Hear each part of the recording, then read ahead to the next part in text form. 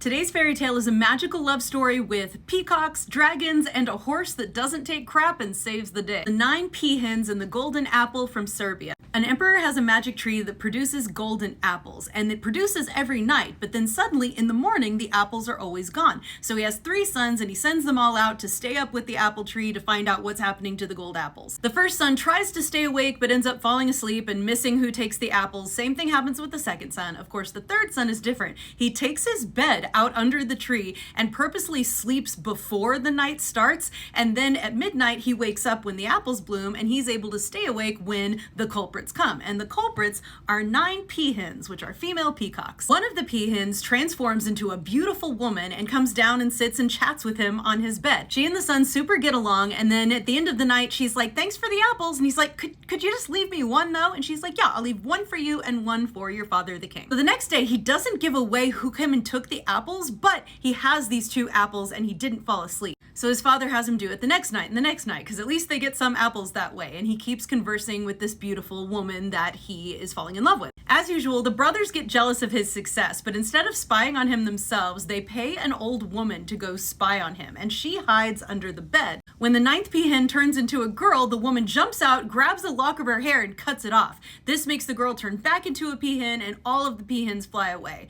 The dude wakes up and he's like, "What did you do?" We never find out why she took the hair, or if he ever finds out she was hired by his brothers, because the next day he orders her tied to a donkey's tail and torn to bits. So he decides to go out in the world and look for the peahen girl. And the dad's like, "I will give you literally any woman in the world to marry." And he's like, "No, no one's good enough." He comes to this new land where there's a queen and her daughter, and he learns from them that the peahens come and settle by their lake every night. So he's like, "Please let me stay with you. I have to see my peahen girlfriend." But the queen loves him and says, "No, don't do that. Marry my daughter, please." And he's like, "No, sorry. Peahen's mine." He goes down by the lake and sets out to wait for the peahens to show up, but the queen is not about it. So she pays a servant to go blow a whistle behind his neck to make him fall asleep, like so asleep no one can wake him up. Peahens show up, his girl turns into a girl, tries to wake him, but she can't. This happens again the second night, and the third night when she can't wake him up, that servant who blew the whistle, she goes up to him and she's like, "Hey, tell him I can't come back here anymore, but when he awakes, tell your master if he strikes the head of the nail from the lower part, he'll be able to find me." So when he wakes up, the servant's like, "Hey, you missed them again." He gives the message, and so our dude takes out his sword and cuts the servant's head off. Then he goes traveling again, and after a long time, he finally comes to this new kingdom, and it turns out that it's her kingdom, and she's the queen. So he's found her, and they get married, and there's great rejoicing, but it's not over yet. One day after they're married, the queen goes for a walk in sort of a reverse Bluebeard, and this is also common in fairy tales. She gives him the keys to these 12 cellars and says, "Go inside any of them you want, but not the 12th one. It'll be your head if you go in that room." So of course he goes in that room. There's a big barrel in there, and the barrel talks and says, "Please, sir, I need some water." This trick is also very common in Eastern European folktales. Our guy pours water in the bunghole, and then one of the iron bands around the barrel bursts. And then he does it again, another iron band bursts, and then whatever's inside says, "Please give me one more," and he does, and a dragon comes out. A dragon that immediately goes and picks up his wife and carries her away. The servant who was with the queen goes back, tells our dude what happened. He's super upset, totally blames himself, because I mean, yeah. As he's journeying to find her, he finds this fish that's gotten out of water, puts it back in the water, and it gives him a scale to call it for help anytime, something also very common. And of course that happens again. He helps a fox stuck in a trap, and it gives him a hare to call him. He finds a wolf stuck in a snare, and it gives him a hare to call him. He finally finds the dragon's palace, goes inside, sees his wife, she's like, "Oh, thank God you're here," and they start to plan how to escape.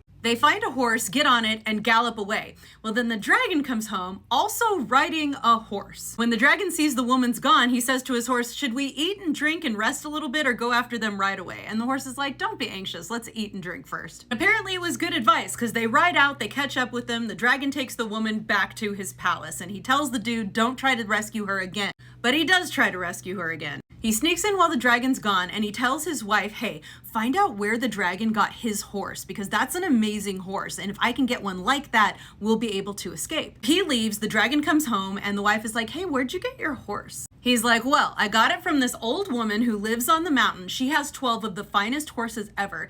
And the 12th horse in the 12th stall, it looks like old and leprous and gross, but it's actually the most amazing horse of all, the brother of my horse. But no one can get any horses from this old woman unless they serve her for 3 nights. And our girl's like, "Oh, okay, cool. Good information to have. Thank you." So the wife tells her husband, the husband goes to see the old woman, and he's like, hey, I want to serve you 3 nights. And she's like, cool, I have this mare, keep her safe for 3 nights, and you can pick any of my horses you want, but if you don't, I'm killing you. To prove it, she leads him to the stables, and there's a bunch of stakes with men's decapitated heads on them, and there's just one stake that's empty, and the stake yells out at her, oh, grandmother, please give me a head. And she's like, oh, don't worry, one's coming. So the first night, the mare escapes and gets into the water, but he uses the scale from the fish to have the fish bring her back. The next night, he calls upon the fox to bring the mare back, and then the wolf to bring the mare back, so he succeeded. The witch is like, all right, which horse do you want? And he's like, I want that leprous-looking one in the back. And she's like, really? And he's like, yes, I am sure. And so she gives it to him. He mounts the horse, goes to the dragon's palace, grabs his wife, rides off.